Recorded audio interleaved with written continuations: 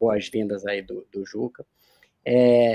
Então, Juca, não é que eu falei classificar entre bom ou ruim, porque eu não gosto muito dessas classificações, mas eu estou falando que não tem inocente na história, né? Nessa história. E o que a gente teve, né? Teve uma intensificação desses ataques.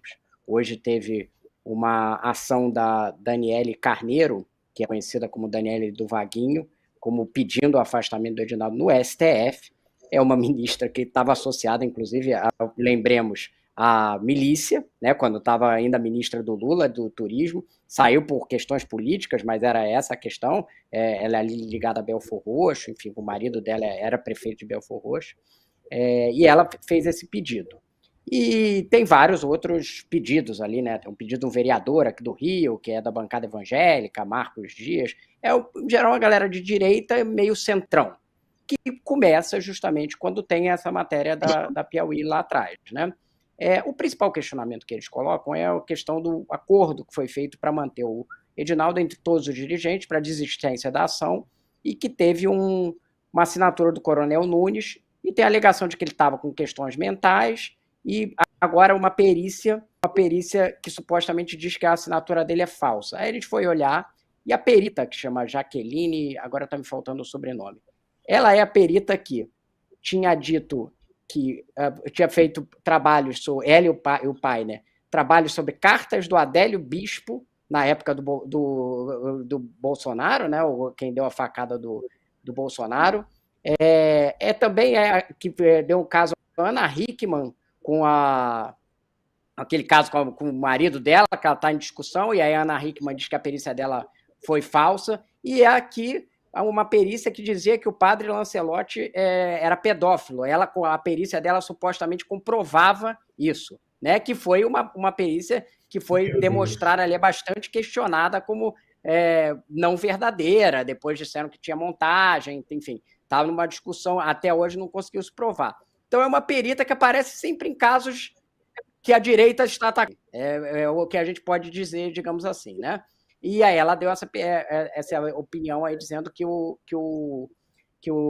a assinatura do Coronel Nunes é falsa. Isso vai agora para o STF. E aí primeiro o STF vai ter que decidir se aceita a denúncia da Daniele, o que há uma possibilidade de simplesmente não ser nem analisada. Por quê? Porque ela não é parte na ação. Ela é uma deputada que não tem parte. Quem são parte na ação? O PCdoB. Isso também explica um pouco do ataque. Quer dizer, o PCdoB tomou partido da CBF em vários momentos, né? Tem o secretário-geral da CBF, ex-membro do PCdoB, né? Aí foram botar uma camisa vermelha na discussão, virou esse pandemônio todo que está relacionado a isso. Aí,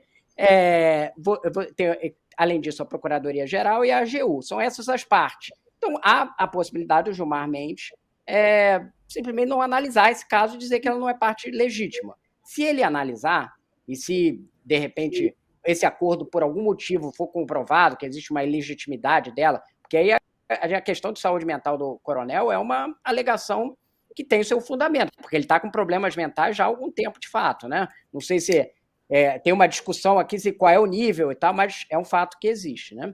Mas mesmo que esse acordo caia, de qualquer jeito a decisão vai para o STF, porque tinha uma liminar em vigor do Gilmar. Então você vai, foi marcado um julgamento agora para o dia 28, e esse julgamento não foi marcado porque agora o STF voltou contra o Edinaldo. Era automática a marcação. Então, está criando umas narrativas que, na verdade, vai ficar na mão do STF e ele vai ter que decidir uma questão técnica, que é o Ministério Público pode participar fazendo acordo com a CBF? Se puder fazer, tudo continua como está. Se não puder, isso cairia. Então, tem dois passos. Um, saber se o acordo vale dos dirigentes, e dois, esse julgamento ali do STF.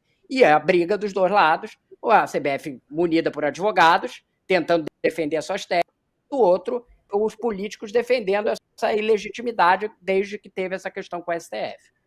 Ô, Lúcio, eu gosto do Marrinha porque ele faz uma objeção quando você usa algumas palavras, mas depois ele reforça aquilo que você diz. Ele não gosta de bom e ruim. Ele diz que não tem inocentes. Quer dizer, se não tem inocentes, só tem culpados. Mas, enfim, ou pelo menos alguém que você deve desconfiar. Mas, Marrinha, só lembrando, o julgamento no STF foi paralisado porque o ministro Flávio Dino pediu vistas, não foi isso? Isso. Aí agora, é por isso que acontece. Acabou o prazo dele. Como acaba o prazo Isso, dele, automaticamente isso. vai para a presidência e ela é obrigada a marcar o julgamento. Então não teve uma Exatamente. decisão, I- deliberação do Barroso de marcar o julgamento. É uma coisa automática. Aí se Isso, criou uma narrativa, i- não, agora eles querem julgar. É isso, automático esse isso, isso, julgamento. isso. E quero Agora, acrescentar apenas. Diga.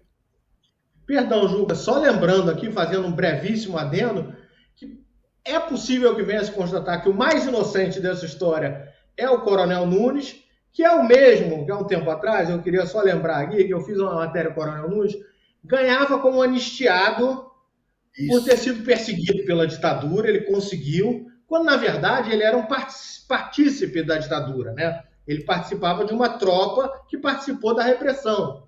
E a gente consegue mostrar isso. Então, o mais inocente dessa história toda pode ser esse.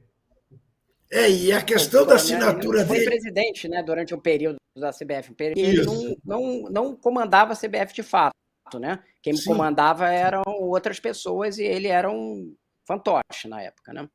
isso. Não, e a questão toda da assinatura, da questão judicial, vem do fato de que cassaram-lhe a aposentadoria, né? Aquilo que ele recebia como anistiado. Né? Não é aposentadoria, como é que chama? Não é indenização também. Bom, enfim. Mas eu quero lembrar que o ministro Flávio Dino era do PCdoB, cujo secretário também era, secretário da CBF também era. Não é isso? Então, tem todo. Então, o que está se publicando, como se tivesse ouvido do STF, é uma barbaridade. Mas tem o acréscimo novo do Galvão Bueno ontem com o jogo do Brasil na Rússia, que é mais um ingrediente.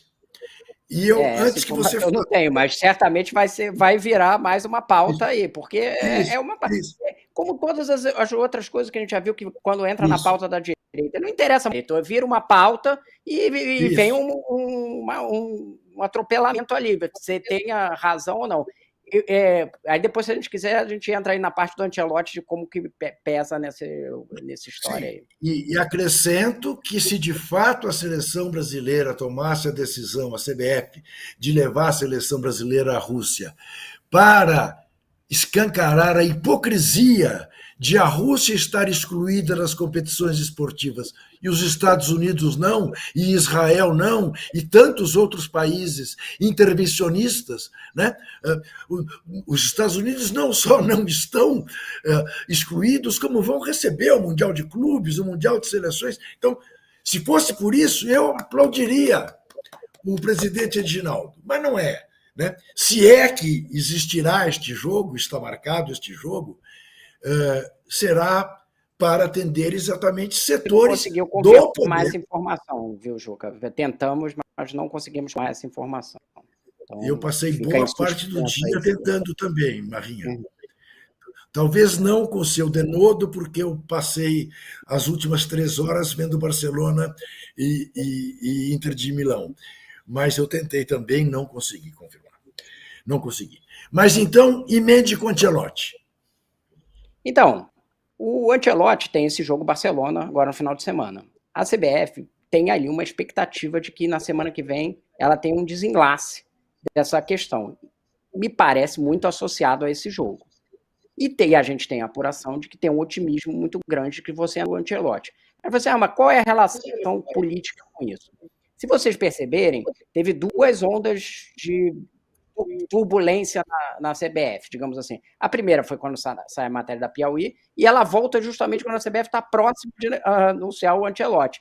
Mesma coisa que aconteceu da outra vez, quando tinha uma negociação ali em curso, o Edinaldo cai e a negociação do Ancelotti cai. Então, acaba que as duas coisas têm uma conexão. Se a CBF conseguir, de fato, como é uma expectativa, ele está esperando até a semana que vem, o Edinaldo, né, que é o preferido dele, o Ancelotti. Se ela consegue anunciar o Ancelotti, um acordo feito, óbvio que é uma vitória política para ela. Né? Comparado ali, a gente está botando aqui as peças no xadrez. Aí você fala assim, a gente já teve essa discussão aqui, o Jorge Jesus era o melhor técnico, e é o outro técnico que está na pauta, mas que hoje está com as negociações não foram encerradas, mas paralisadas à espera, né, do que vai acontecer com o Ancelotti, não era uma vitória do mesmo tamanho. E a gente não está nem discutindo o mérito dos técnicos, é a questão da repercussão. É só você olhar a repercussão europeia que vai ter, do Ancelotti e tal. Então, é um elemento que é um elemento... Mas te interrompendo, o fato de as negociações com o Jorge Jesus estarem paralisadas, mas não encerradas, também revela que não é verdade que o pai do Neymar foi lá e impediu o nome dele? Olha, eu não tenho essa informação dessa ligação direta. Não tenho essa informação. O que eu sei que incomoda muito o staff do Neymar, o Jorge Jesus. Isso é um fato.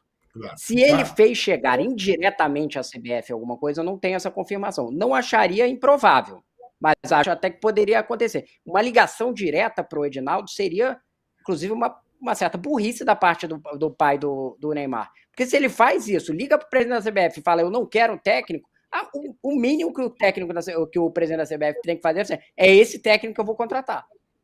Mas aí, isso inclusive, não é o Edinaldo, né? Lembremos, o Neymar tem uma questão com o Edinaldo.